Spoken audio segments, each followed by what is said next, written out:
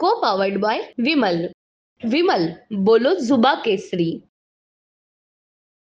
शिवसेनेचे नेते भरत गोगावले आणि आमदार आपल्या बरोबर आहेत. भरत गोगावले जी शरद पवारांची पत्रकार परिषद झाली. शरद पवारांची पत्रकार परिषद झाली. ते म्हटले की 155 विधानसभेवरती आम्ही आघाडीवरती आहोत, त्यामुळे विधानसभा देखील आम्ही जिंकणार. ठीक आहे, आता बोलायला काय कोणाला पैसे द्यावे लागत नाही आहेत. त्याला आता जे मागचं जे काय हे घडलं त्याच्या अनुषंगाने कदाचित बोलत असतील.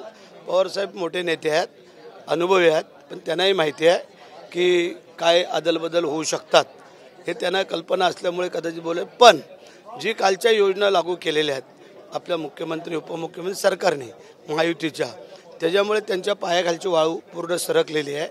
आणि आम्ही दाखवून देऊ ती योजना अटी शर्ती ज्या काय आहेत त्याला काही अटी शर्ती लागतातच ना.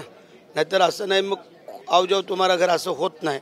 शासनाचे काही नियम अटी शर्ती, पण असं नाही की बाबा आम्ही सर्रासच काही अटी शर्ती टाकलेल्या आहेत.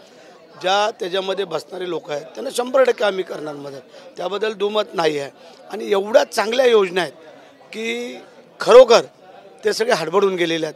आता आम्ही थोडं येतोय पायरीवरती, मग तुम्हाला दिसेल काय. परंतु सरसकट कुठेतरी बहिणीला तुम्ही योजना आखली, परंतु बहिणीच्या मध्येच अटी शर्ती घेऊन सगळ्या या गोष्टी काढल्यात, तर उपयोग काय असं विरोधक अर्थात बाळासाहेब थोरात म्हणाले.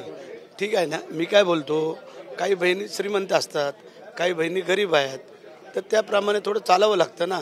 आता हे सरकार गरिबांसाठी आहे, श्रीमंतांसाठी नाही आहे. आणि मग ज्या गरीब बहिणी गरीब महिला ह्या ज्या आहेत यांना ते फायदा होऊ द्या ना. काय आता काही लोकांना जास्त इन्कम ऑफ सोर्स महिन्याला आहे, काही बिचाऱ्यांना काही ना अगदी तुटपुंज आहे. काय मग त्या लोकांना जर हे मिळालं तर त्यांचा आशीर्वाद त्यांचा दुवा सगळ्यांना मिळेल ना.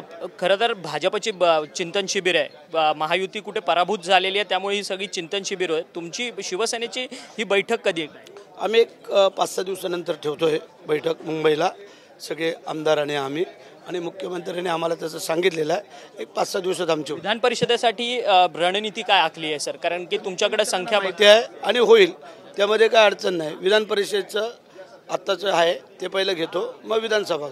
खरं तर धन्यवाद, तुम्ही आमच्याशी बातचीत केली. भरत गोगावले होते, जे शिवसेनेचे नेते आणि आमदार आहेत.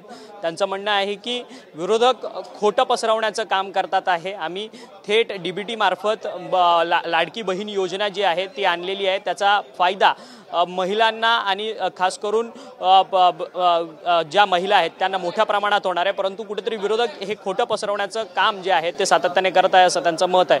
व्हिडिओ सिद्धेश नाईकसह अक्षय मंकणी, TV9 मराठी, मुंबई. को पावर्ड बाय विमल. विमल बोलो जुबा केसरी.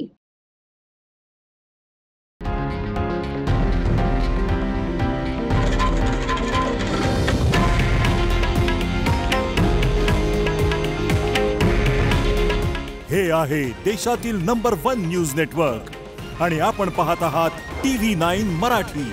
काळजी तुमची, हित महाराष्ट्राचं.